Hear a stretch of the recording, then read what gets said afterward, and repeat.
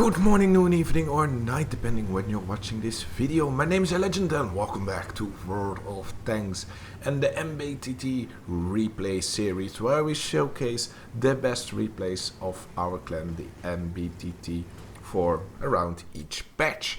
And this time you can clearly see why this game is in here, because I myself was in this game experiencing it, because I am the tank behind this one, the Alegende E100. But it's not about me this game, no, it's all about Lenduk313 in his T110E3 in the map Sand River.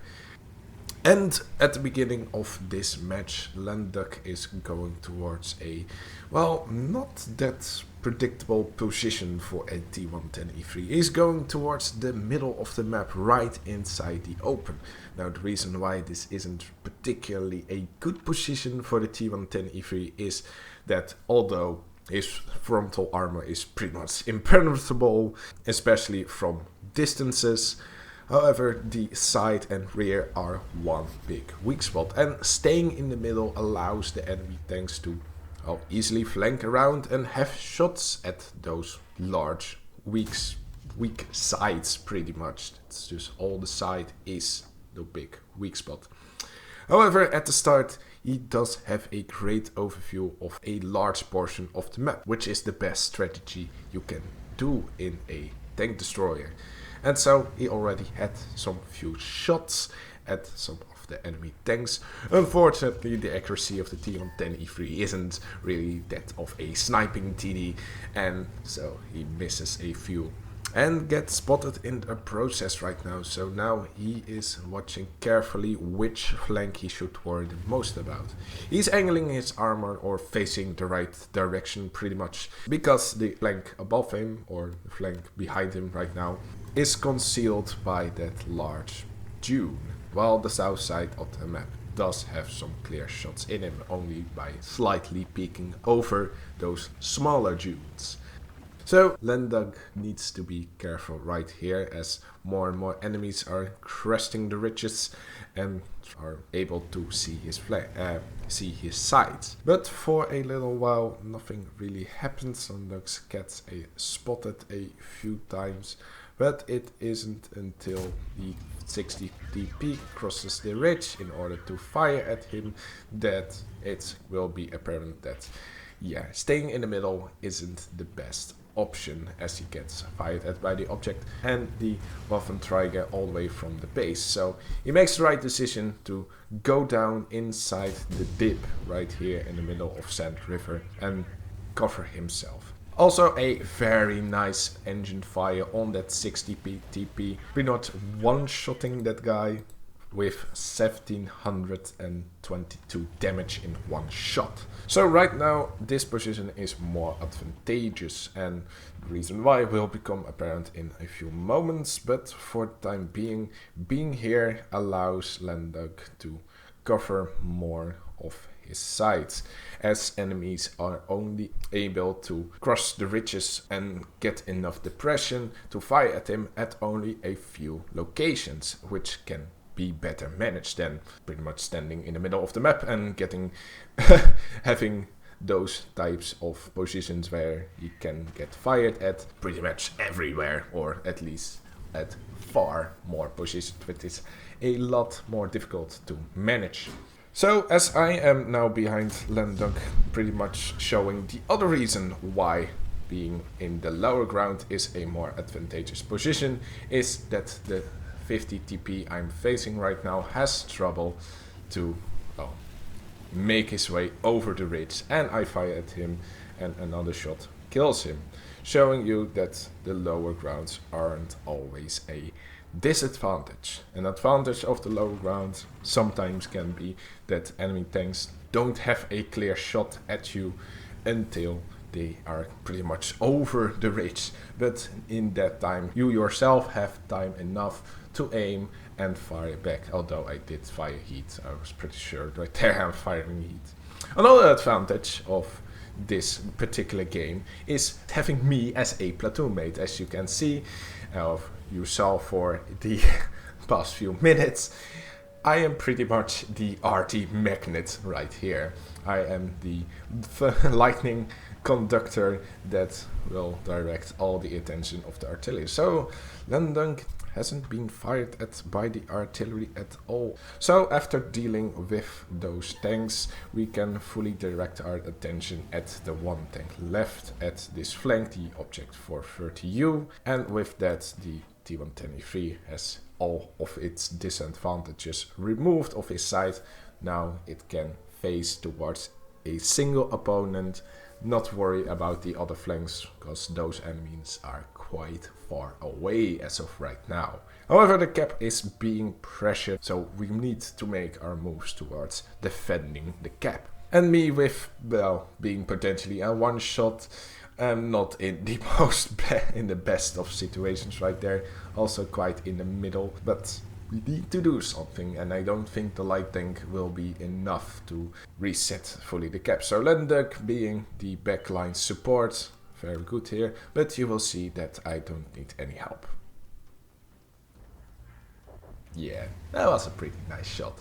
But unfortunately, almost right after that, I get destroyed by the enemy Death Star, but I still did some nice amount of damage. But like I said, it's not about me. I did have a decent game, but now the real star is being unfolding into this game. So Lendung makes sure that the Waffenträger gets destroyed by aiming for his tracking him and ensuring that our other team members can finish him off. Very good decision right there to aim for the tracks.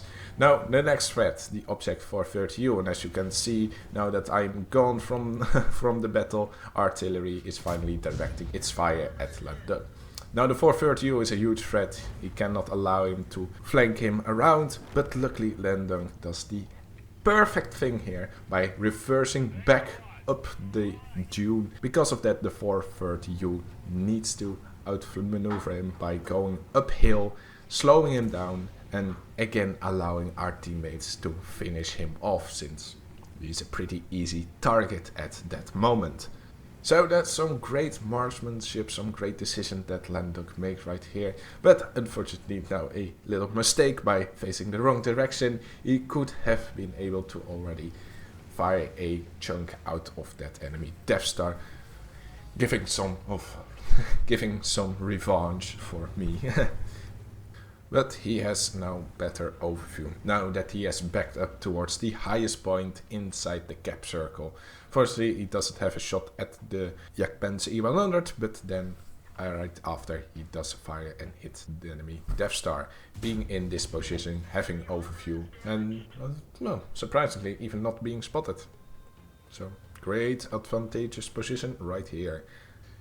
Now that we are pressuring the cap, the enemies are making their moves. Still, we are behind with 2 tanks and around 3000 hit points, so the enemies can still win this with ease if they do this correctly. And the worst thing that can happen right now is that one of the enemies are actually flanking around at the K line.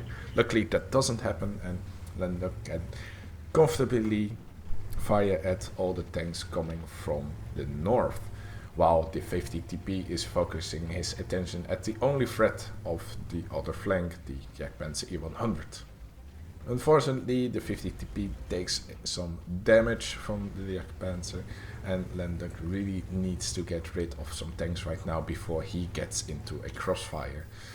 Great shot at the Death Star, fingers him half. I don't know if the Death Star had hash loaded, and in this patch the new HE mechanics were already in place, so he could also fire through those walls, but maybe he didn't know that. So, but that pays off for Lendung right here, as he is now engaging the Jagdpanzer E100 and eventually finishing him off. Now the attention can be directed at one enemy tank, and let's just hope that the artillery isn't going to splash that many more shots at Lendung right here, as the object 705 is definitely going towards his position. So Lendung cannot do anything right now against that object 705 705, so he needs to stay in the cap. Unfortunately, the 705 destroys the STRV, which leaves Lenduk and the 50 TP in a more difficult situation, as they now both are potential one-shot for the 705 without any support from a different flank. They somehow have some support for each other, but you will see in a moment that the 50 TP doesn't really realize that and doesn't take that many actions to defend Lenduk. And right now you can see that the house is being destroyed. I also remember telling Lenduk this one. He's coming, man, those houses are being destroyed. But Lenduk, even though he might act sometimes like he's quite the idiot, he is definitely not an idiotic player and knows exactly what is happening. Unfortunately, he does bounce the 705, but the 705 also bounces him and gets a chunk out of him by the artillery. And the 705 does kind of ruin the game for himself by face-hugging Lenduk, now reasonably loading the APCR in order to go through the upper plate of the 705. And the 705 now reverses back into a position where the artillery cannot hit Lenduk anymore. So I don't know what the 705 was thinking, but that was some really bad choices he made right there. And right now there's only slightly more than 1 minute left on the game, so there is no way they can cap this out with 2 tanks on time. So they need to hunt down the artillery. And with only 1 minute and 1 very slow tank destroyer and 1 reasonably slow heavy tank, can they make it? 30 seconds left and they still haven't found the artillery. He's most definitely in that position. He still is. The 50 TP has to make the shot, and luckily he does, making this a victory for Lenduk with over 8,500 damage done. So an amazing game for Lenduk with 8,593. This game was Lenduk's his highest damage game ever, achieving it in the T110E3. Not really a tank you expect to get this damage record, but well, the circumstances were quite favorable, but definitely his own skill also helped him a lot. So he achieved, of course, the ace tanker, alongside with a lot of smaller badges. Also the steel wall, the high caliber and the tank sniper. Not really expecting that for a T110E3 as well, but he did cause a lot of damage at long ranges. So he achieved, of course, the highest amount of experience with 1,444 at tier 10. This is exceptionally good, as you do not face any higher tiers, so you don't get a higher damage bonus. Also, small nice bonus of 3,000 block damage also helped, and with that, even though he fired a few premium shells, he still made a profit of over 50,000. So a great game in a great tank, honestly. Although the map wasn't that favorable, Lenduk knew how to work it pretty much. Going towards the middle might not have seemed as the best choice for this map, but at the start of the game you don't really have to worry for a couple of minutes if the enemies will spot you and outflank you. As the battle more or less progresses longer, you worry more. Even though he did realize it too late, getting already fired at, he made immediately the right choice and going downhill into the ditch and forcing the enemies to take more time at lesser locations in order to fire at him. After that, it was a stroll towards the cap circle, where he got rid of the Waffenträger and the Object 430U by spectacular ways. Very well marksmanship and skills presented right there, firing at tracks and driving up to the slope in order to make it easier for the rest of the team to finish those targets off. Inside the cap, it was a basic defense, which the T110E3 does very good as long if it is facing its opponents one by one frontally or multiple frontally. But that didn't really happen, it was purely 1-by-1, and he directed his attentions towards the correct opponents at the correct time. And even though this could very well be a draw if the artillery wasn't found in time, it was very much deserving that he was found at the end, and this was a win for a player that definitely deserved it by the amount of skill and great decisions that he has shown in this game. And with that, that's the end of this video. Hope you enjoyed it, and I will see you next time. Laters!